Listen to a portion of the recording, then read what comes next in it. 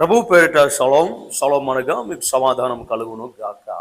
ప్రపంచంలో మొట్టమొదటిసారిగా మలేషియాలో కొలువుదీరిన ఏఐ ఆధారిత మాజు దేవత గురించి తెలిస్తే నిజమేనని ఒప్పుకోవలసిందే. చూద్దాం. తొలి ఏఐ దేవత. గుడికి వెళ్తాం, విగ్రహానికి పూజలు చేస్తాం, మొక్కులు సమర్పిస్తాం, కోరికలను తీరుస్తామని వేడుకుంటాం. మరి ఆ దేవుడు మనతో మాట్లాడితే, ఆశీర్వదిస్తే, అడిగిన ప్రశ్నలకు జవాబులు ఇస్తే, భవిష్యత్తు ఎలా ఉండబోతుందో చెబితే, ఇది కలలో సాధ్యమేమో కానీ ఇలాలో అసాధ్యమేనని అంటారంతా. కానీ కృత్రిమ మేధ ఏఐ దీని కూడా సహకారము చేస్తుంది. ప్రపంచంలో మొట్టమొదటిసారిగా మలేషియా కొలువుదీరిన ఏఐ ఆధారిత మాజు దేవత గురించి తెలిస్తే నిజమేనని ఒప్పుకోవాల్సిందే. ప్రాచీన ఆధ్యాత్మిక ఆచార్యాలు ఆధునిక సాంకేతిక పరిజ్ఞానాల కలబోతతో రూపొందిద్దుకున్న చైనా సముద్ర దేవత మాజు ప్రతిరూపం భక్తులను విశేషముగా ఆకట్టుకుంటుంది.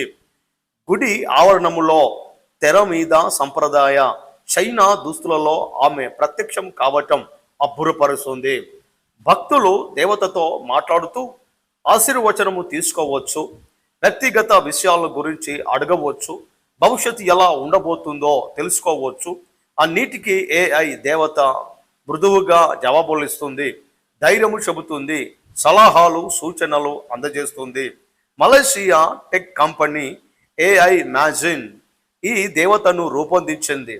న్యాచురల్ లాంగ్వేజ్ ప్రొసెసింగ్ సాయంతో మాండరిన్ ఇతర భాషల్లో మాట్లాడేలా తీర్చిదిద్దింది. చారిత్రక గ్రంథాలు, జానపద కథలు, మత బోధనలతో ఏఐ దేవతలకు శిక్షణ ఇచ్చారు. ఈ మాజు దేవతతో మాట్లాడిన వారు చాలా సంతృప్తిని వ్యక్తపరుస్తూ ఉండటం గమనార్థం.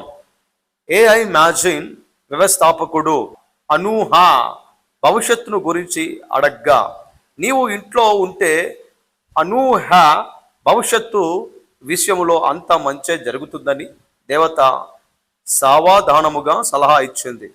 మరొకరు తనకు నిద్ర పట్టడం లేదని అడిగితే, పడుకునే ముందు కాస్త గోరు వెచ్చటి నీరు త్రాగు బిడ్డా అని సూచిస్తుంది. సామాజిక మాధ్యమాల్లో ఈ దేవత వీడియోలు వైరల్ అవుతూ ఉన్నాయి.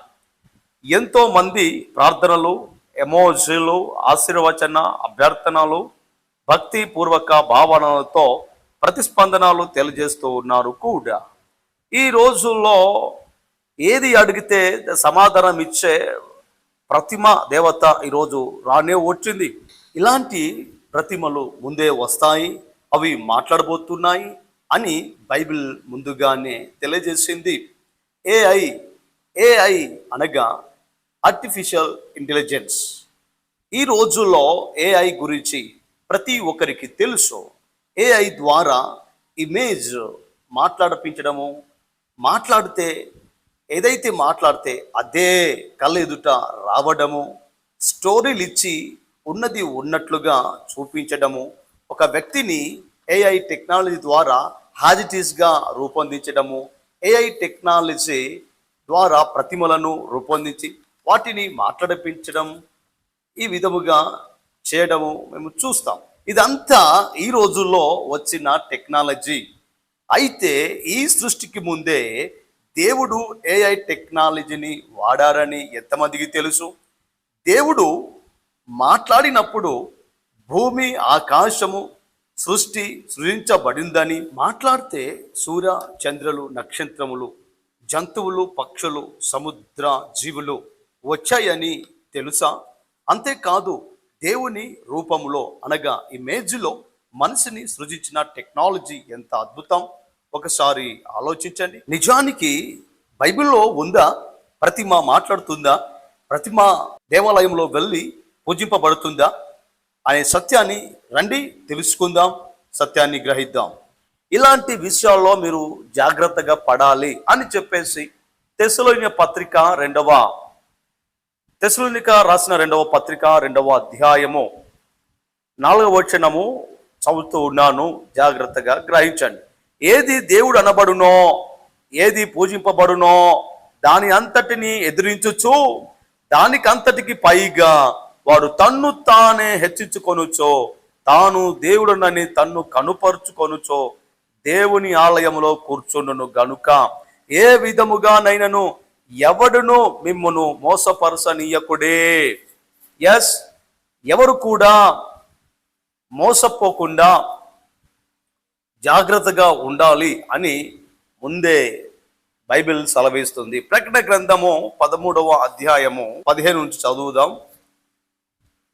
మరియు ఆ మృగం యొక్క ప్రతిమ మాటలాడునట్లును ఆ మృగము ప్రతిమకు నమస్కారము చెయ్యని వారిని హతం చేయనట్లును ఆ మృగము యొక్క ప్రతిమకు ప్రాణమిచ్చుటకై దానికి అధికారం ఇయ్యబడెను. చూశారా, చాలా మంది కాగా కొద్దివారు గాని, గొప్పవారు గాని, ధనికులు గాని, దరిద్రులు గాని, స్వతంత్రులు గాని, దాసులు గాని అందరూ తమ కుడి చేతి మీదనైనను తమ నొసటి ఎందైనను ముద్ర వేయించుకున్నట్లును ఆ ముద్ర అనగా ఆ మృగము పేరైనను దాని పేరిట సంఖ్యను. సహోదరి సహోదరుడా, జాగ్రత్త గ్రహించండి.